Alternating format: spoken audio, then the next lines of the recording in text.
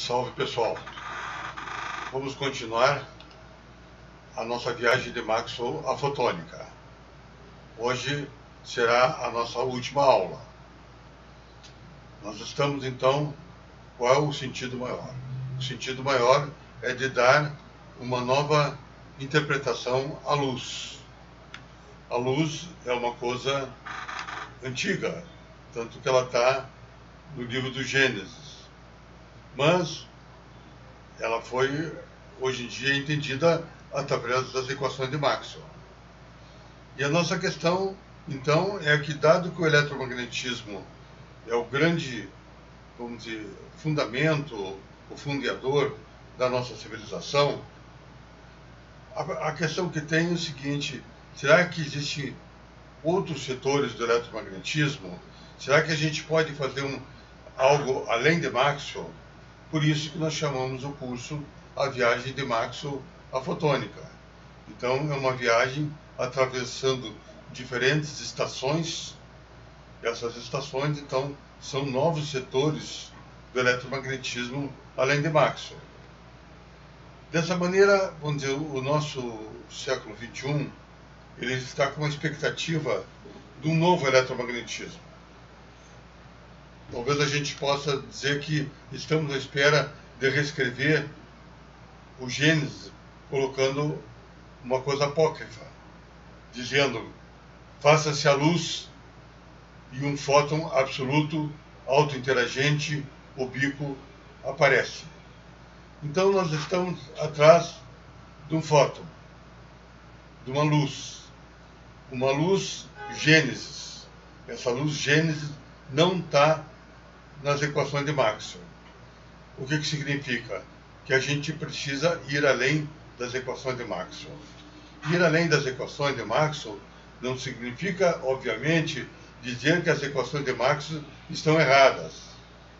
Fora disso, o que temos que fazer é uma leitura do momento histórico atual e entender que novas conjecturas são necessárias. O que traz de principal o momento atual? O momento atual traz o momento em que o elétron vai ter que ser substituído pelo fóton. O elétron, vamos dizer, em circuitos de microchips, etc., ele gera calor, e o fóton não. Então, há uma necessidade hoje em dia de trazer um eletromagnetismo onde o fóton tome o lugar do elétron como condutor da energia eletromagnética. Bom, mas então você precisa introduzir um fóton fotônico, um eletromagnetismo fotônico? Não, certo? O que se precisa fazer, então, para seguir além de Maxwell? Essa é a grande questão, certo? Então vamos entender quais são os elementos que constituem Maxwell.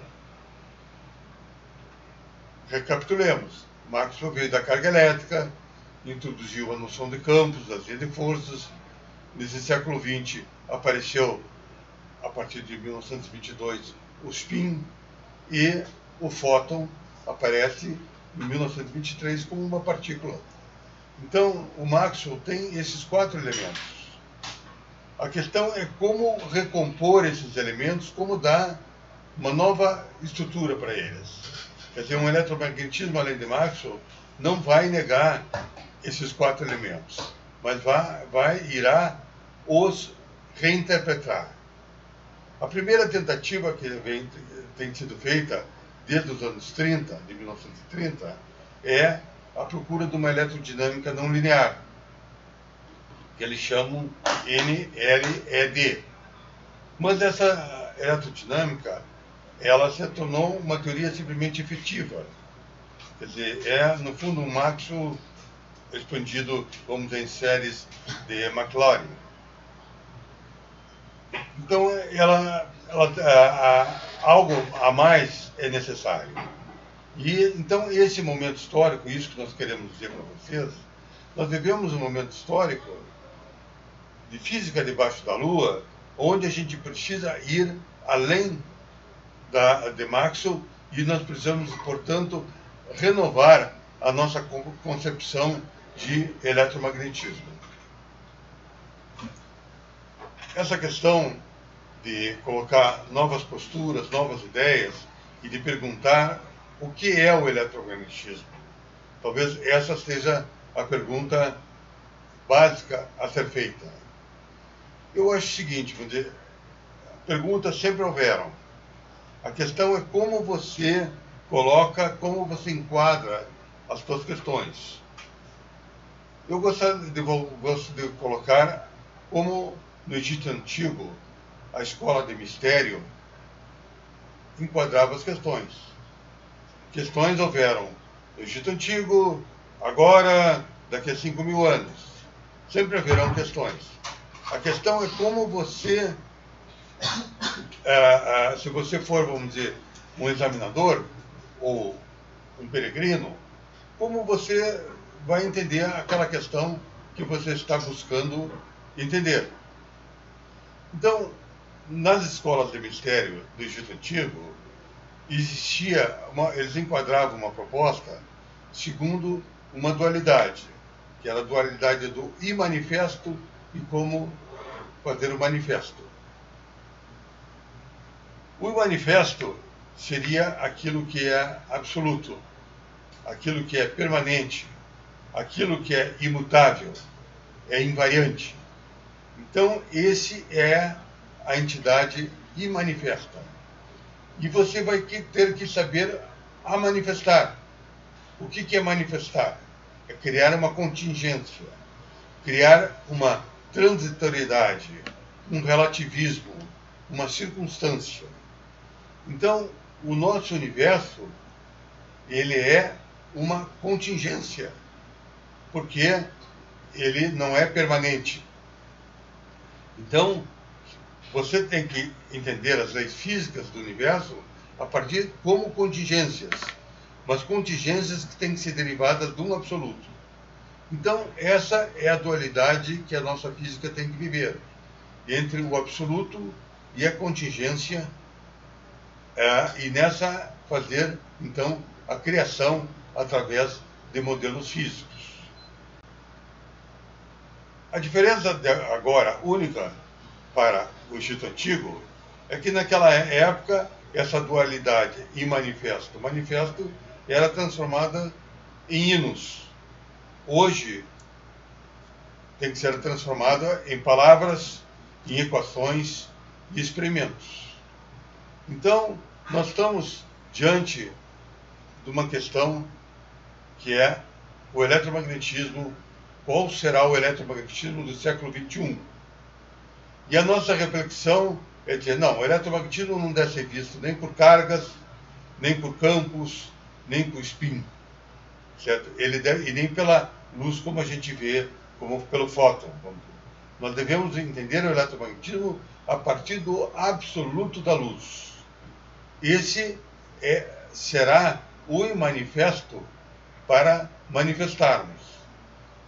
Recapitulando, a lição da escola do mistério do Egito Antigo é que o absoluto deve ser o condutor das contingências físicas. O universo nada mais é que um conjunto de fenômenos físicos transitórios. E nós queremos dar ou encontrar um absoluto para esses fenômenos físicos.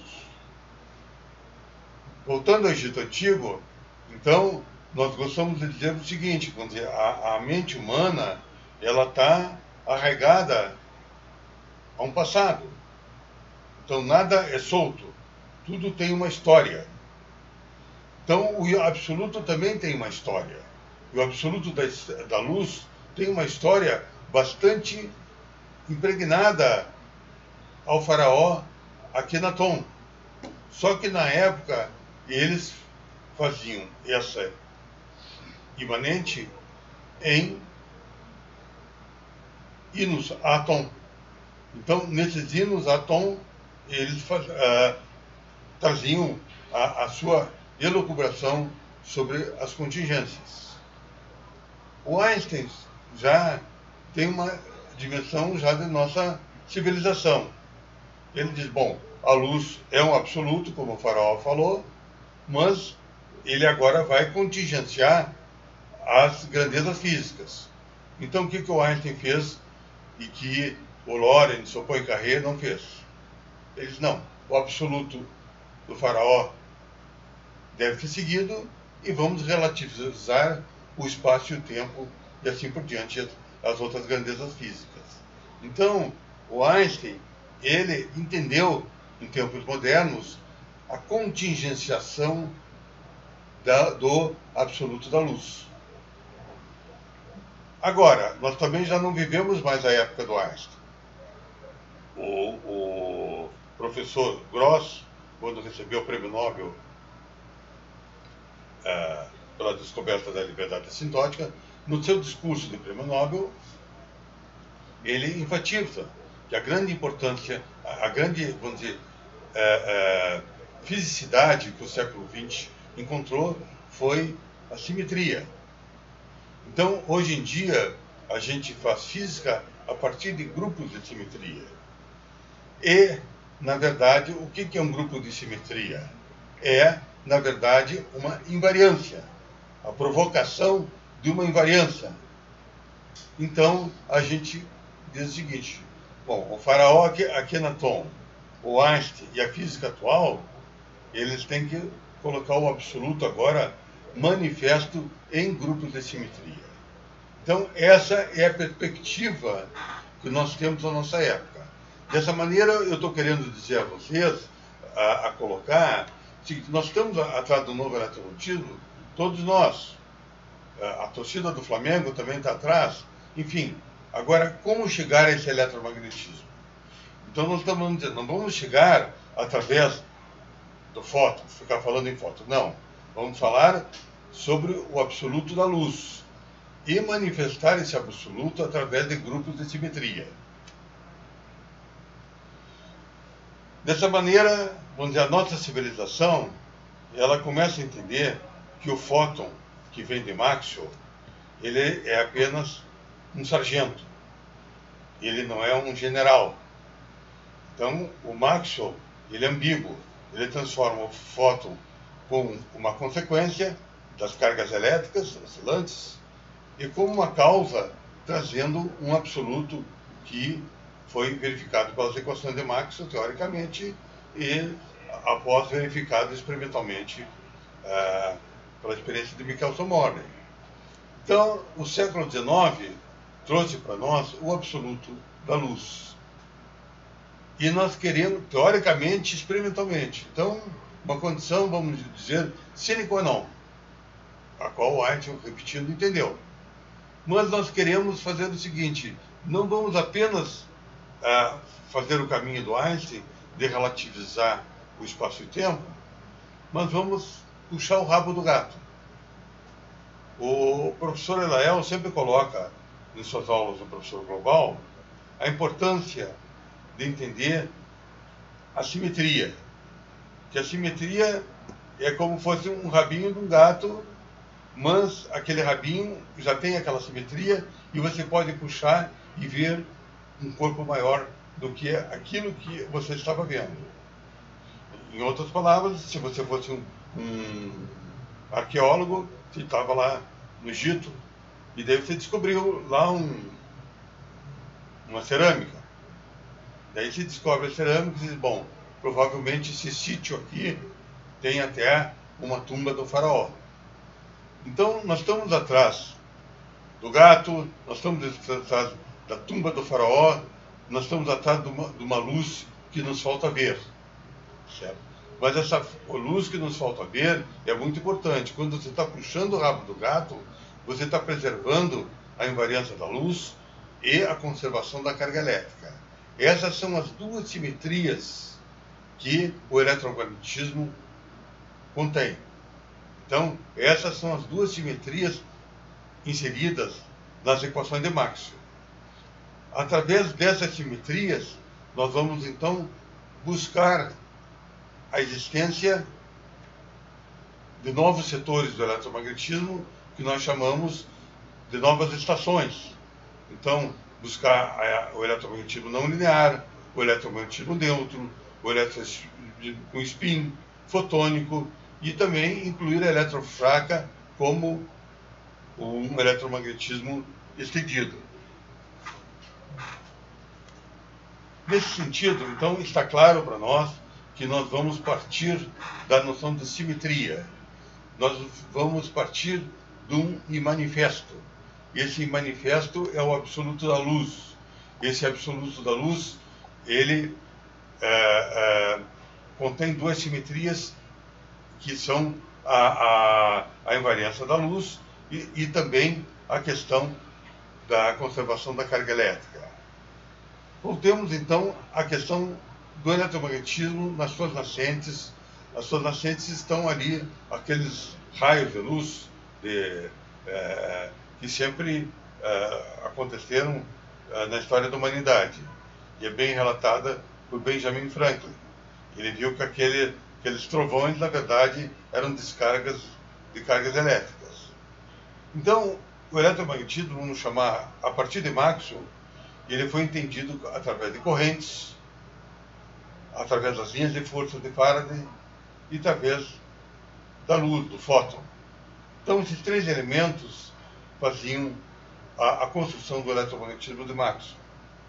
E eles tinham como princípio, que foi vindo ao longo do tempo, a invariância da luz, a conservação da carga elétrica e a noção de conjunto. Eu estou adicionando a noção de conjunto porque eu acho que este é um princípio muito fundamental a ser incluído. Por quê? Sempre existe uma pergunta. A natureza, ela se move, as interações na natureza são como fosse um jogo de tênis, um com um, jogando uma bola, ou as interações na natureza é um jogo de futebol. Existe um conjunto trocando a bola. As duas noções são duas noções diversas e duas noções, vamos dizer, fundamentais para a gente entender como nós vamos construir as nossas leis físicas. Maxwell dá um plazinho, vamos dizer assim, dá um rabinho sobre também essa noção de conjunto. O que ele diz? Que os campos elétricos e magnéticos, E e B, formam um causalzinho. Eles estão sempre juntos. Não existe um sem o outro. Então, esses três elementos, invariância da luz, conservação da carga elétrica e conjunto, são três elementos de Maxwell a qual nós devemos seguir. São condições básicas. Agora vamos então dar uma olhada o que significou Maxwell ao século XIX, desse texto do Lorentz de 1895. Então, ali ele diz que o eletromagnetismo ele é estabelecido através da carga elétrica, certo? Então, ele tem os vetores campo elétrico e magnético construídos, construindo uma onda que é identificada pela luz. Então, o que isso resume? Que sem carga elétrica não teria eletromagnetismo. Bom, quando chega a mecânica quântica, ela diz, olha, aqueles campos que formam os campos E e B lá do Maxwell, eles têm campos mais subsidiários, que são chamados os campos potenciais. E esses campos potenciais, eles têm que ter uma fisicidade. A mecânica quântica coloca, quando você coloca uma equação Schrödinger, você coloca a luz como campo potencial, um vetor. Da mesma maneira, a mecânica quântica coloca o seguinte, as equações de Maxwell precisam também ter um spin, que agora toda partícula tem spin. Bom, a QED vem e diz o seguinte, olha, a gente pode reescrever de uma maneira mais profunda em simetria, introduzindo a simetria de gauge, que vai cobrir a conservação da carga elétrica, e introduzir também o spin. Então, através do termo μ interno B. Então, dessa maneira, o Maxwell foi, como a gente vê de uma nascente, foi sendo incluído coisas. A gente foi descobrindo depois, a ciência foi descobrindo também limitações de Maxwell. O Maxwell era linear, ele tem campos potenciais subsidiários, os vetores mais conhecidos do século XX, os mais medidos, foi a polarização e magnetização. E o Maxwell coloca a mão. Bom, ao mesmo tempo, começa a surgir a física das partículas elementares, trazendo a carga elétrica não de uma maneira macroscópica, mas de uma maneira microscópica.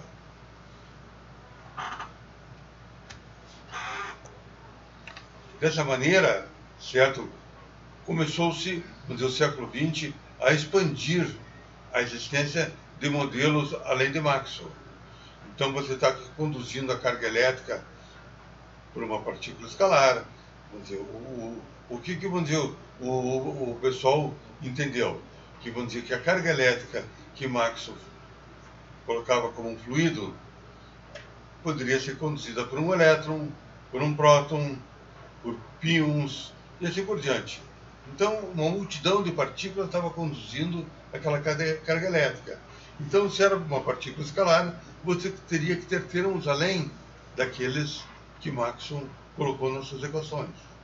Dessa maneira, atualmente, nós chegamos a cerca de 50 modelos de eletromagnetismo nos dias atuais. A gente poderia classificá-los em dois tipos. O tipo efetivo, certo? Que é um Maxwell exponenciado, e um tipo fundamental, que você traz novos termos a Maxwell, mas a partir de certas razões fundamentais, como, digamos, uma eletrodinâmica escalar.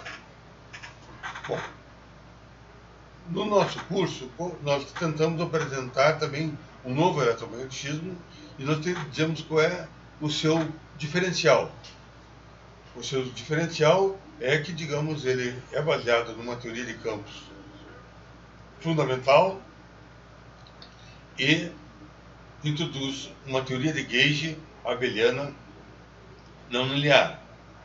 Mas isso é o seu corpo de fundo. A sua questão física é que ele mexe na carga elétrica. Ele diz o seguinte, olha, a QED é uma teoria incompleta. Ela só trabalha, como a gente chamou, com cargas machos e fêmeas. Só cargas positivas e negativas.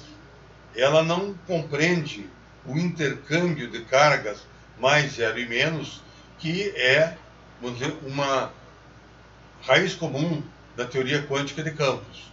Já que a teoria quântica de campos, a proposta dela é você criar e destruir partículas. Então você pode criar uma partícula, destruir uma partícula com carga positiva e criar uma partícula com carga zero. Então a carga zero, que a gente chama de carga gay, certo? Essa carga está dentro da energia eletromagnética. Então a energia eletromagnética, ela é feita por cargas, vamos chamar machos, fêmeas e gays. Então, esses três tipos de carga, positiva, negativa e neutra, é que vão agora dar a nova física da carga elétrica.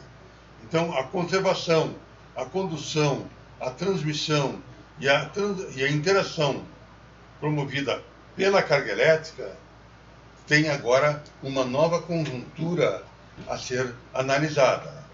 Desta maneira, nós queremos dizer que nós estamos colocando uma nova perspectiva para o eletromagnetismo sem violar as simetrias e sem tirar o eletromagnetismo como uma teoria baseada fundamentalmente na carga elétrica. Nós estamos simplesmente trazendo uma interpretação além. A primeira coisa que a gente poderia dizer, nesse além da carga elétrica, vamos pegar os modelos que estão na praça, que são esse eletromagnetismo não linear.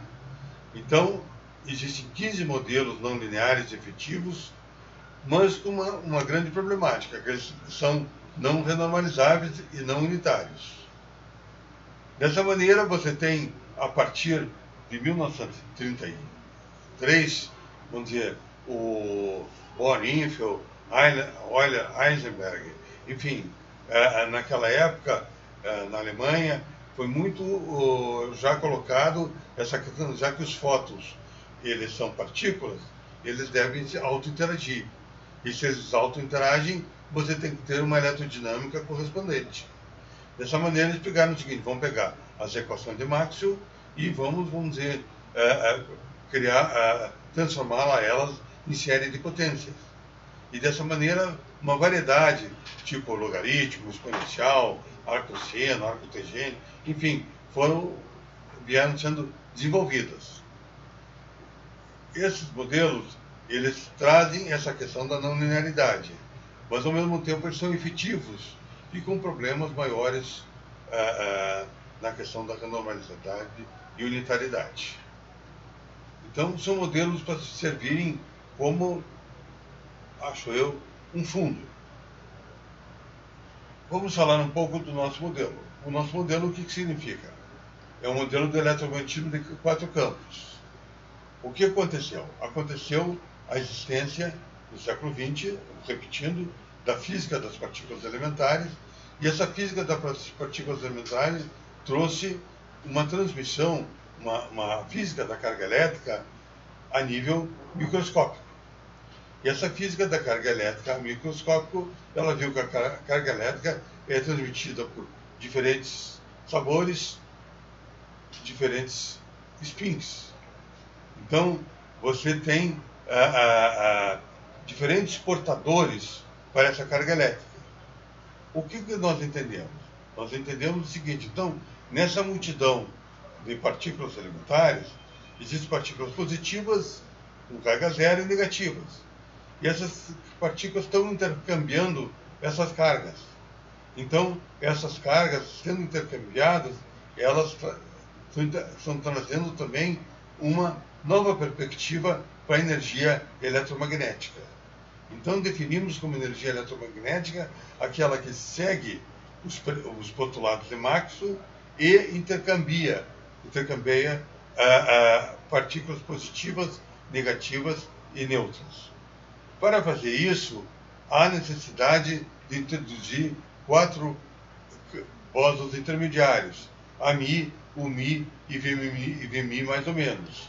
Esses bósons, o AMI seria o fóton usual, o UMI o fóton massivo e o VMI mais ou menos um fóton massivo carregado. Você precisa dar uma simetria. Você precisa dar uma simetria de natureza abeliana. Por quê? Você quer obter uma lei de conservação da carga elétrica através do teorema de Noether. Então você diz o seguinte: eu vou fazer uma teoria baseada numa simetria 1 estendida para 4 campos e, além disso, incluir uma simetria SO2 global que vai carregar os campos VMI mais ou menos. Dessa maneira você escreve essa expressão abaixo, tipo a linha Mi igual a Mi mais um K1 de onde Mi alfa. Então você nota que você, nessas 4 expressões, só tem um parâmetro alfa.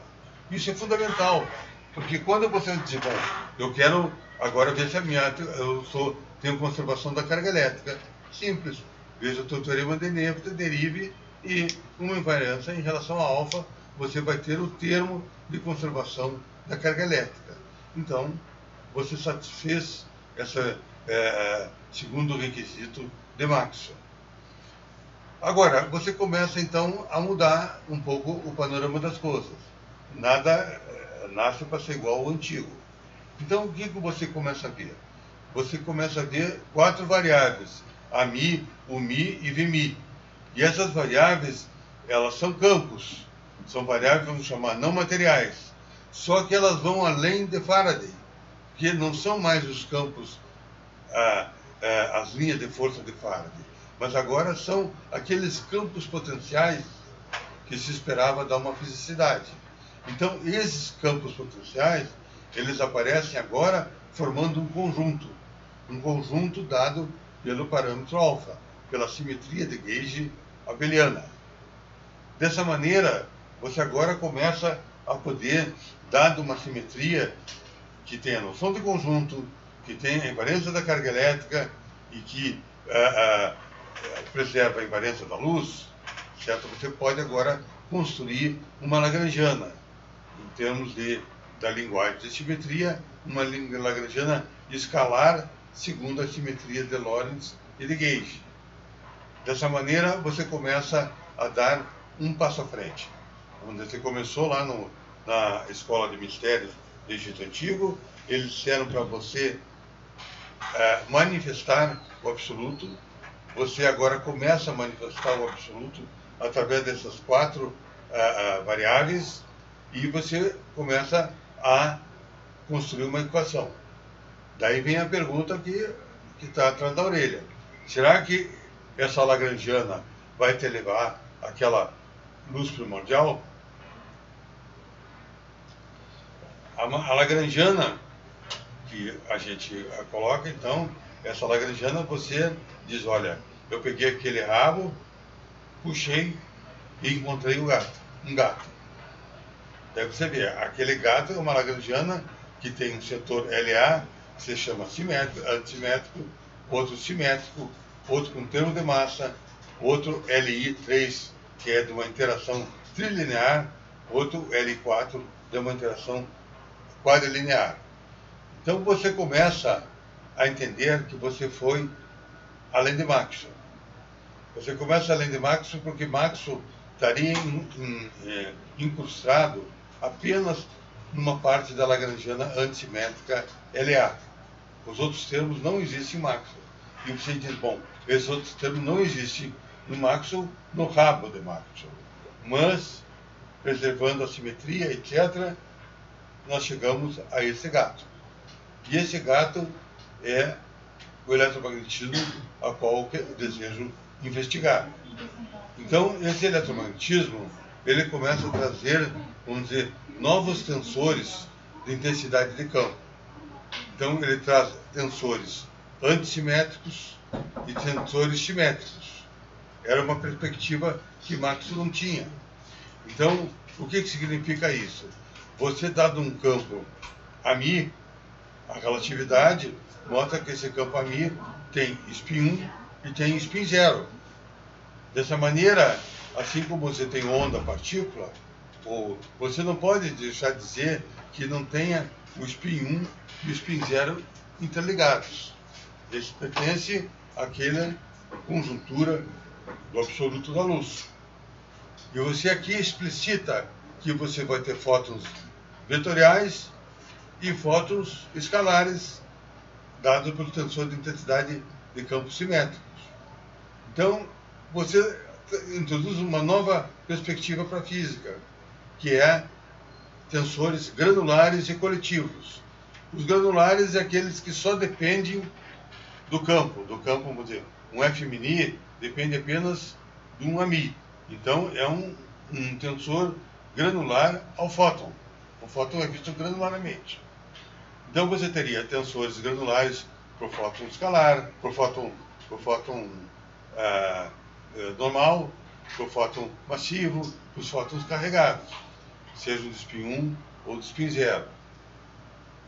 Ao mesmo tempo, nesse modelo, começa a aparecer aglomerações, ou chamar condensados de campos. Os campos, vamos dizer, existe o fóton aglutinado com o fóton massivo, o fóton aglutinado com o fóton carregado. Então começam a aparecer campos coletivos.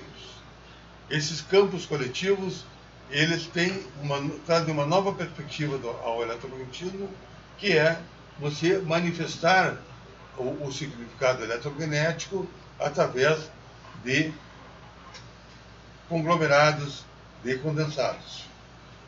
E, ao mesmo tempo, nessa lagrangiana, você começa a aparecer com campos não lineares. O que nós sempre propomos? Que existirá uma terceira fase do eletromagnetismo. A primeira foi de Maxwell, de cargas e correntes, a segunda de Maxwell, com cargas e campos, e agora será de campos com campos, quer dizer, campos não lineares.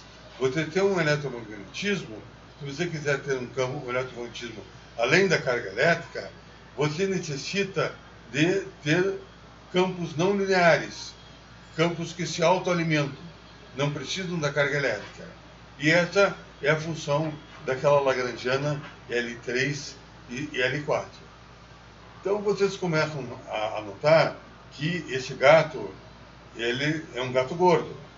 Ele, vamos dizer, nele está a estação de Maxwell, que estava no rabo. Depois você começou a ver que tem cargas negativas, cargas macho zero e menos. Então você tem um eletromagnetismo gay. Depois você começou a ver que tem uma estação não linear, uma estação neutra, uma estação com spin e outra estação fotônica e uma possível estação incorporando eletrofraca. Então você nota o seguinte, o spin, a estação spin, ele mostrou que esse gato aí, ele tem lá um corpo de spin. É um corpo onde aqueles campos, eles são inseridos como Lie álgebra válida dentro do grupo de Lorentz. Dessa maneira, eu acho que já foi isso colocado em aulas anteriores, você começa a notar que esse gato aí, ele tem uma existência ao menos teórica. Então, sem violar nada, provocando uma teoria que também é renormalizável e unitária, esse gato é um gato livre para correr no pátio e ver que realidade experimental ele tem.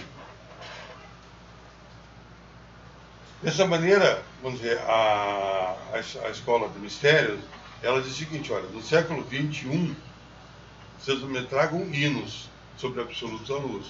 Vocês agora têm que trazerem palavras, equações e experimentos.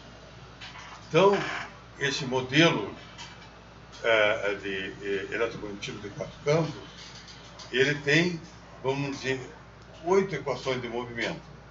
O que significa?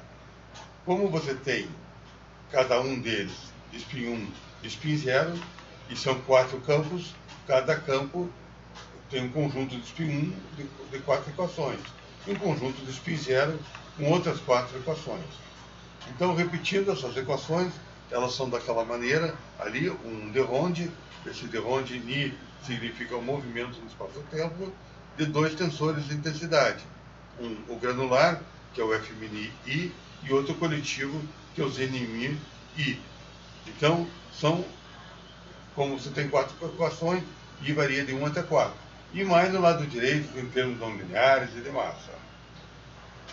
O que acontece? A gente, vamos dizer, consegue separar, apesar de, vamos dizer, o absoluto da luz, juntar ou correlacionar o spin 1 com o spin 0, você consegue separá-los em 2 equações diversas sem violar a simetria.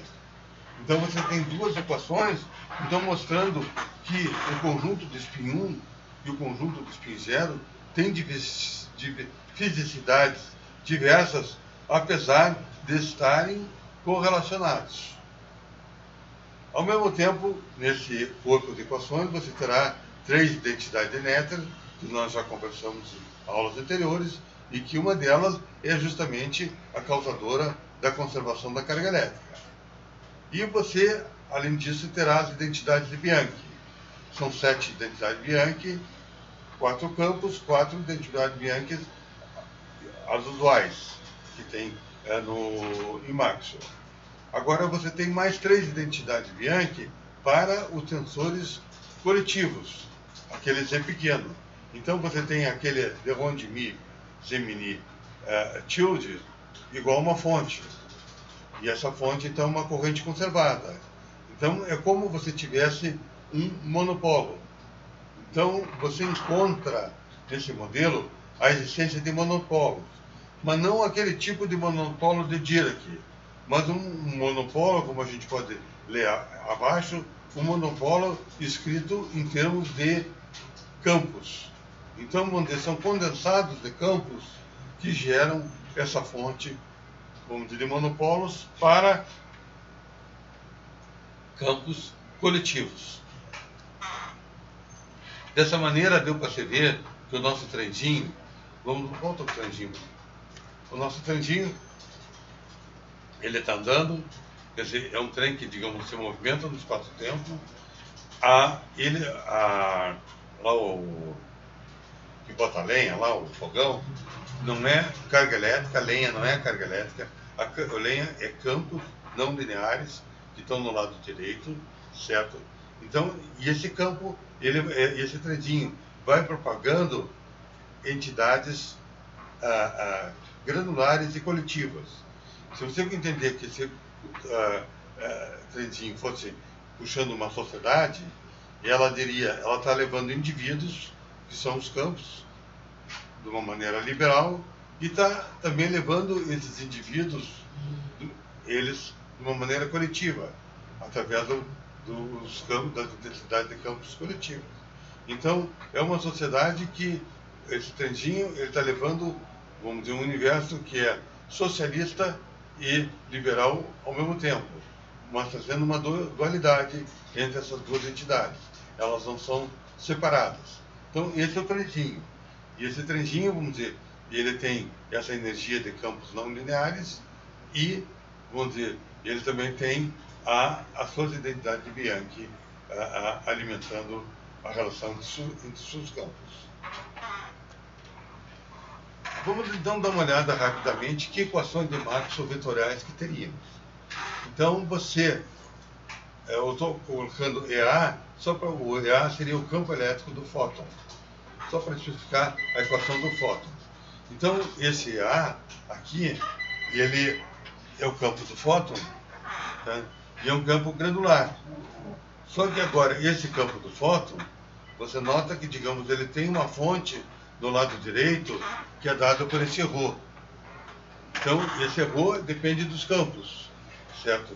Então, essa dependência dos campos é uma dependência mostrando que aquele campo EA, aquela equação de Gauss, é uma equação, certo, não dependente da carga elétrica. Então, mostrando que você gera campos com fontes não dependentes da carga elétrica. Isso é um ponto fundamental. São campos, vamos dizer, você entra, vamos dizer, isso seria interessante mostrar para o Faraday.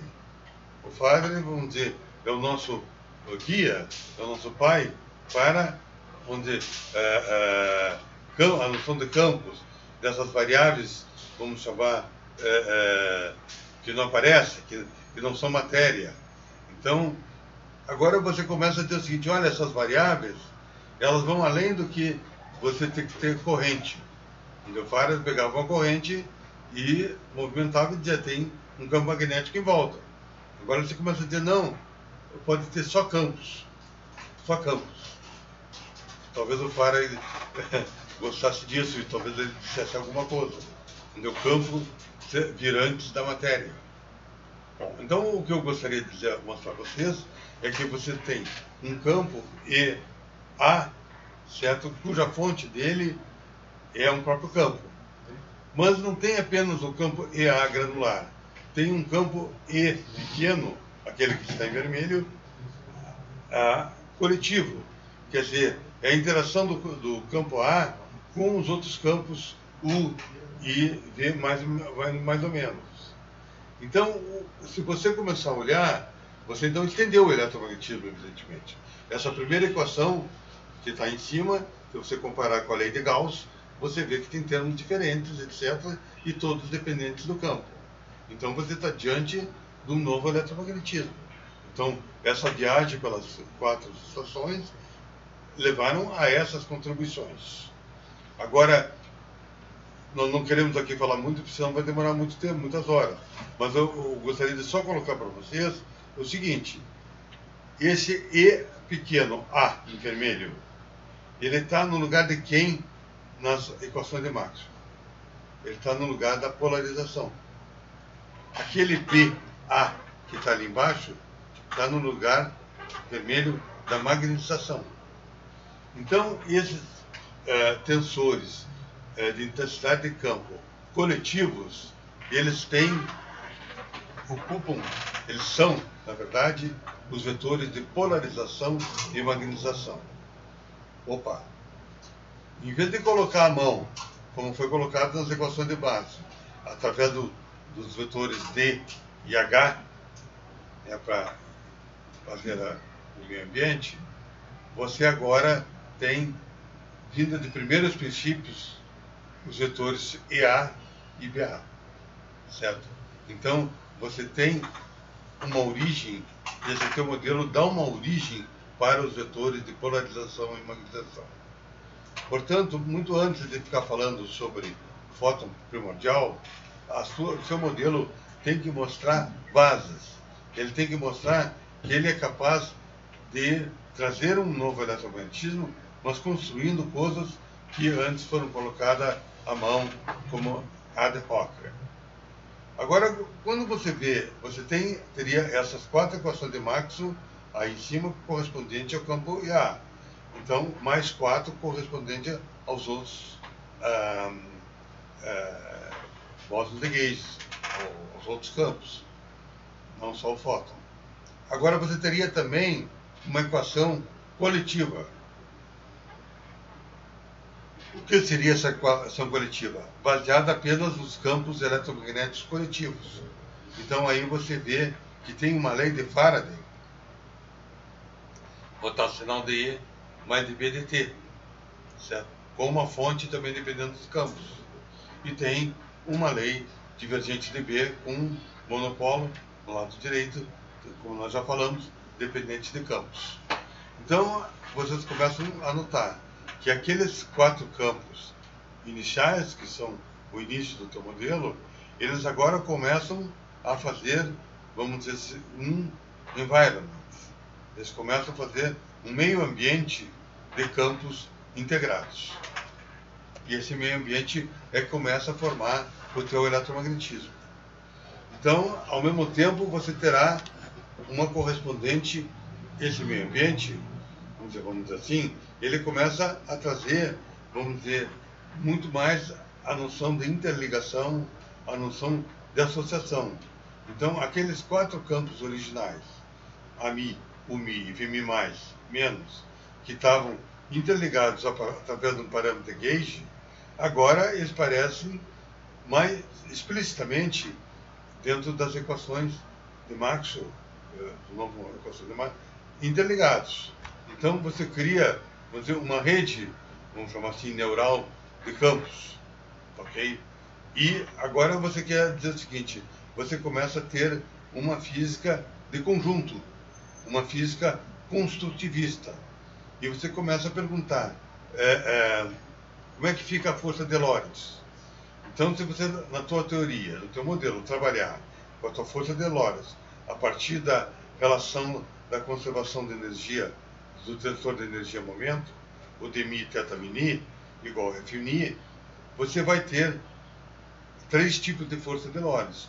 Uma, a usual, aquela que a gente está ligada a campo elétrico e magnético, onde ali o ρI e o JI são cargas elétricas, mas você tem outras 2. Uma ligada à massa, então os campos estão interagindo com a massa, a força, e ali são os potenciais de rho de T, Φ, mais divergente de A, I. Você teria uma outra força mais embaixo, que não é ligada à massa, está batido errado. Essa força, ela tem a interação do campo com os tensores de densidade e de corrente dos campos. Então, essa força aparece simplesmente de campo interagindo com campo. Qual é o resumo disso? Você tem 3 forças, uma reproduz a força de Lorentz, como deveria reproduzir, que essa teoria não é uma teoria nova, é apenas uma teoria além de Maxwell. E introduz 2 novas forças. Uma força entra a massa interagindo com os campos, e a outra força dos campos interagindo entre si. Então, você começa a ter uma força de Lorentz construtivista. E tem uma outra força de Lorentz construtivista, que nós não estamos abrindo aqui, que é devido à associação em redes.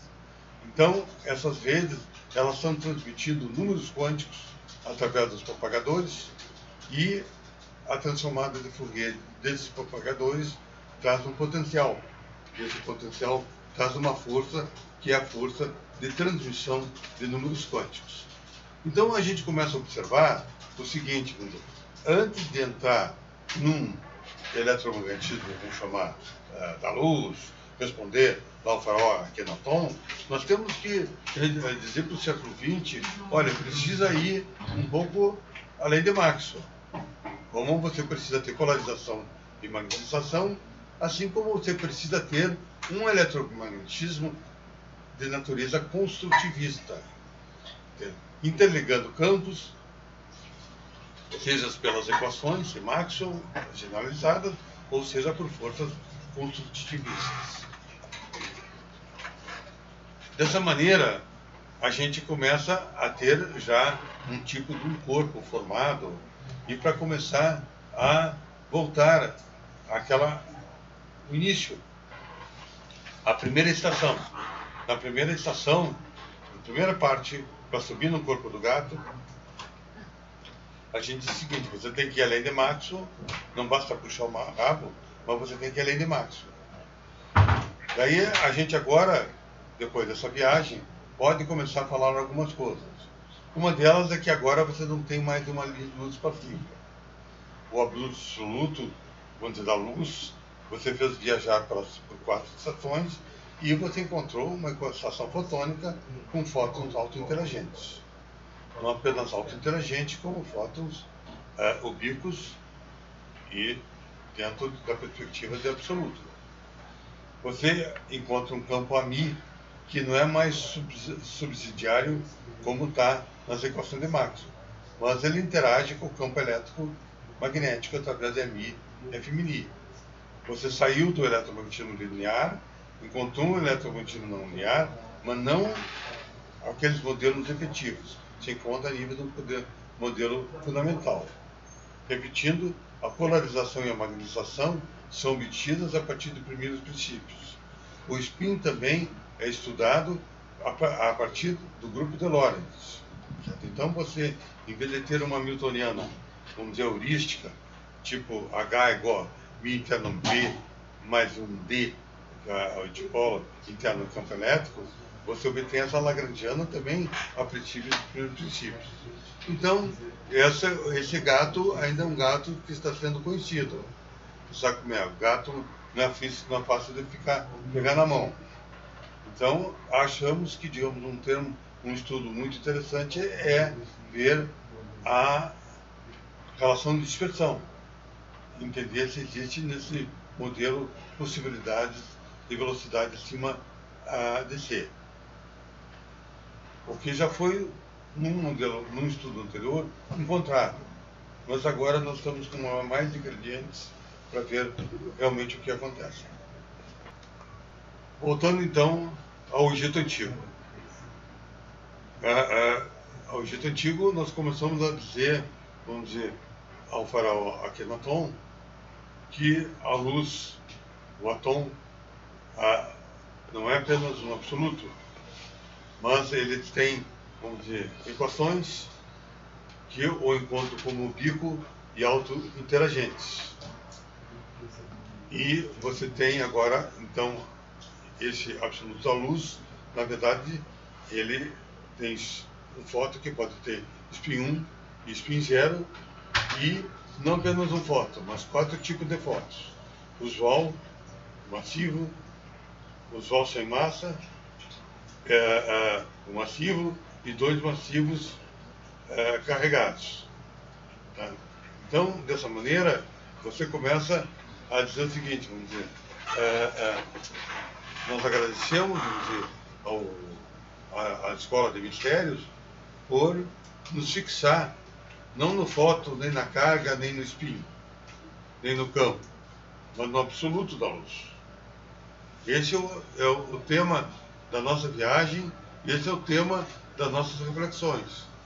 E esse absoluto da luz está nos levando a uma luz 21, a qual nós estamos estudando o gato através de equações, e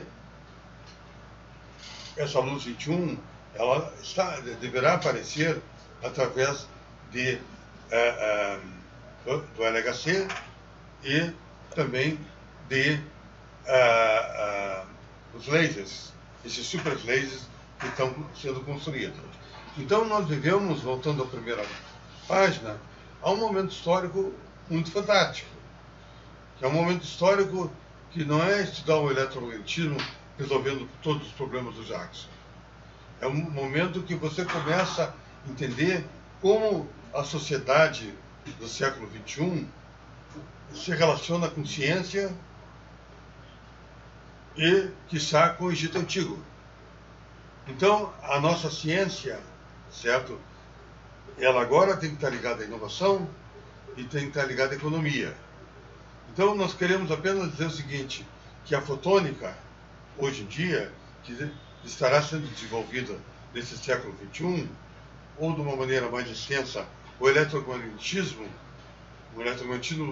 baseado no absoluto da luz, esse eletromagnetismo, ele vai ter que unir, vamos dizer, conhecimento com capital. Então, o que é a realidade no momento atual? A realidade no momento atual, que você tem de leitura de realidade, que vem isso desde o século XVI, vamos dizer, quando o pessoal, o que se tornou realidade no século XVI? Uma junção entre o espaço psicológico que o homem desenvolve com a natureza. O que eu quero dizer com isso? Você, lá, o Galileu tinha um telescópio, ele viu a lua de Júpiter. Então, aquela lua que vivia na natureza, agora, através daquele telescópio, daqueles modelos de Galileu, pertenceu à realidade do homem. A partir disso, nós viemos construindo os últimos 400 anos de ciência. As equações de Maxwell, o que elas dizem? Olha, existe a luz, existe a natureza que nos diz. Existe a luz, existe o sol.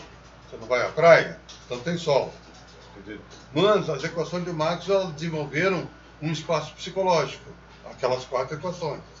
E daquelas quatro equações você retira que a luz, que é uma onda eletromagnética. E daí você vê que aquela onda eletromagnética é a mesma que o Sol nos emana. Dessa maneira tem realidade. Essa realidade o que significa? Eu vou ali no disjuntor, ligo e desligo. Por quê? Eu estou com o meu espaço psicológico junto com a natureza. Entendido isso, o que eu gostaria de dizer é o seguinte, que no século XXI existe uma viagem a mais do que esses últimos 400 anos de Galileu. É que você tem que fazer a tua ciência se relacionar com inovação e economia. Então, essas viagens pelo espaço psicológico vão ser viagens através de investimentos. Elas vão ser viagens que precisarão de capital. Certo? Então, a tua ciência, ela pode vir do faraó Akhenaton, das escolas de mistério, trazendo você a refletir sobre o absoluto da luz. Mas elas vão ter que criar inovação e elas vão ter que gerar economia. Essa é a maneira que roda atualmente a sociedade. Essa é a maneira que os novos personagens do século XXI, que são os conhecimentistas, eles trabalharem com ciência. Mas voltando então ao nosso chão, o que acontece? Como é que a gente vai gerar a economia da luz? O que esse modelo, essa viagem de Maxwell, a fotônica, vai querer trazer como relações de economia? Ela tem um ponto fundamental. Atualmente, vou dizer, a fotônica, recapitulando, ela é usada em muitos setores da física. Existe a fotônica, mas muito o entenderia na base de efeito fotoelétrico. Então, a fotônica, hoje em dia, ela tem um mercado de mais de 500 milhões de euros. Mas isso para fazer esses aquecedores solares, coisas desse tipo. A grande novidade, e é uma grande novidade da física microscópica, é a existência de fótons autointeligentes. Esses fótons autointeligentes trazem uma nova perspectiva para o fóton, não como apenas incluí-lo no livro do Gênesis, mas também nos livros econômicos. Porque a partir disso você vai criar uma engenharia fotônica. você vai ter ondas eletromagnéticas não lineares, nova relação de dispersão, guias de onda e uma nova telecomunicação fotônica. Então, nós estamos diante de um novo mundo eletromagnético a ser entendido ou construído.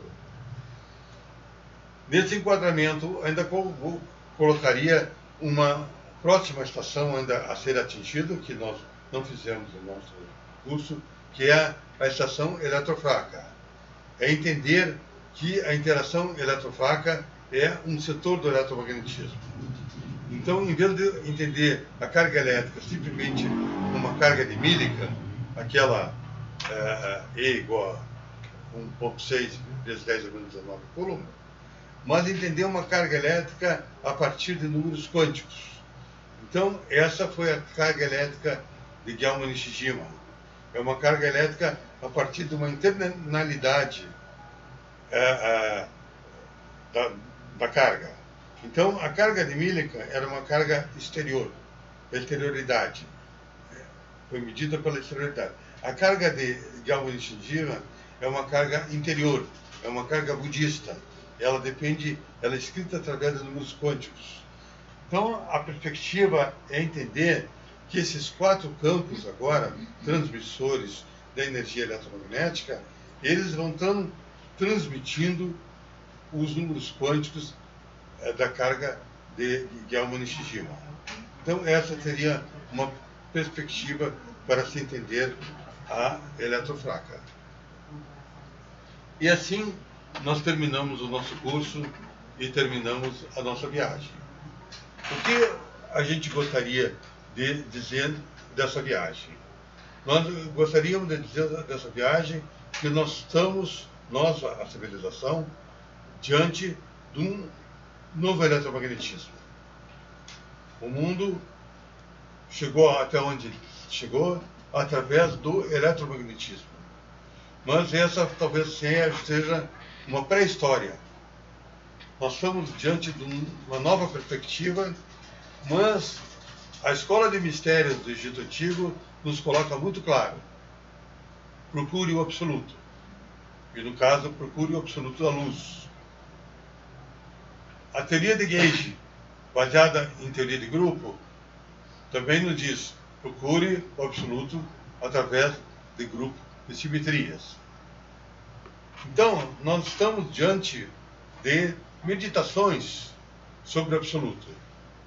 E a Escola de Mistério nos diz: do absoluto, retire a contingência. Nessa, vamos chamar, doutrina, nós percorremos 7 estações do eletromagnetismo.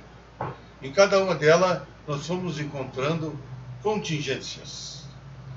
Essas contingências que formam os fenômenos físicos. Então, seja na equação de Maxwell, na equação Gay, na não linear, na neutra, na do spin, na fotônica ou na eletrofraca, nós começamos a entender um universo não permanente, certo?